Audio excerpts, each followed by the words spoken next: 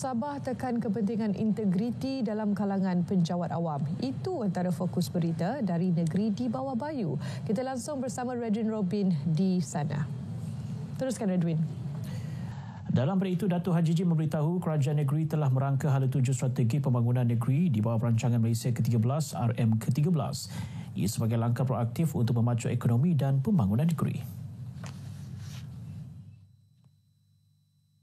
Menurut Ketua Menteri, pelan ini selaras dengan matlamat pembangunan mampan SDG negara dan global dengan menekankan pertumbuhan yang inklusif dan lestari. Antara sorotan utama, penubuhan Taman Perindustrian Ekonomi Biru di Kudat yang bertujuan mentransformasikan kawasan utara Sabah menjadi hub perindustrian yang berkembang pesat.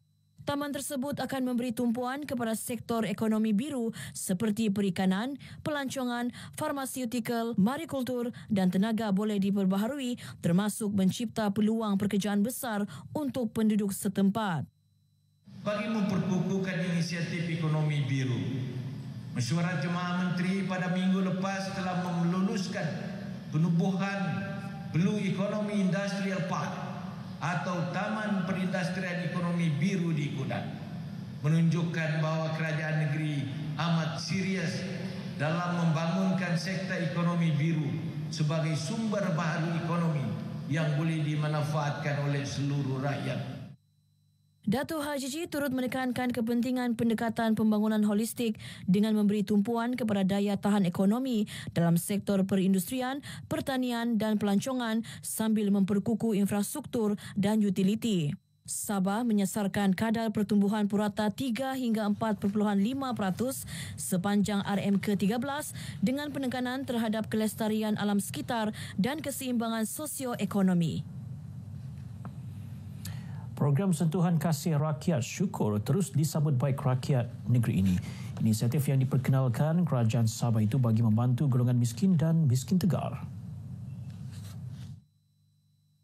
Masyarakat Tawau yang ditemui menyifatkan bantuan seumpama dapat meringankan beban kos sara hidup golongan sasar. Menghadapi sekarang masalah perbelanjaan, yang penghidupan yang keras sekarang, syukurlah kerana kerajaan prihatin kepada kami rakyat. Kalau boleh diteruskanlah tahun depan agar semua rakyat rasa beban pun kurang, tidak rasa macam tertekan dengan keadaan sekarang ini. Kalau boleh setiap tahun dia kan meringankan beban rakyat yang kekurangan bah. Biasa kan kalau belanja sekarang peningkatan ekonomi kan sekarang dah lampau Terima kasih kepada kerajaan kerana memberi bantuan syukur ini. Bantuan syukur ni amat meringankan beban bagi golongan-golongan yang perlulah sebab dapat membantu mereka dari segi kewangan dalam membeli barangan makanan ataupun barangan-barangan keperluan yang lain. Dan bagi saya inisiatif kerajaan untuk program syukur ni sangatlah membantu diorang untuk meringankan beban-beban kewangan. Syukur menyediakan bantuan tunai RM300 sebulan diberi secara berfasa kepada penerima yang layak sehingga hujung tahun ini. Ia membabitkan peruntukan sebanyak RM358.5 juta bakal memberi manfaat kepada 100,000 penerima. Agensi Penguasaan Maritim Malaysia, Maritim Malaysia Zon Maritim Tawau merekodkan 108 tangkapan membabitkan RM2.5 juta kompaun sepanjang tahun lalu. Jumlah itu hasil 9,187 pemeriksaan yang dijalankan sepanjang operasi di perairan daerah itu. Pengarah Zon Maritim Tawau, Kapten Maritim Syarizan Rahman berkata, tangkapan tersebut adalah yang tertinggi di seluruh negara dan menjadi penyumbang terbanyak tangkapan dalam Maritim Negeri Sabah. Hasil pencapaian itu, Maritim Negeri Sabah dianugerahkan Maritim Negeri Terbaik dan mendapat Piala Laksamana. Kapten Maritim Syarizan memberitahu Zon Maritim Tawau akan terus mempertingkatkan penguatkuasaan bagi membanteras jenayah rentas sempadan. Kita kekal menguasakan perairan Tawau yang kita tahu ialah sempadan yang paling dekat dengan Indonesia, yang berbeza lebih kurang 3 batu nautika sahaja. So kita kekal dengan 2 kali bot beroperasi setiap hari dan 1 kali kapal yang beroperasi sepanjang masa lah di perairan Tawau. Namun begitu, kita sedar dengan kemasukan bulan Ramadan dan raya pun akan menjelma, mungkin kita akan tambah aset yang standby untuk beroperasi lah.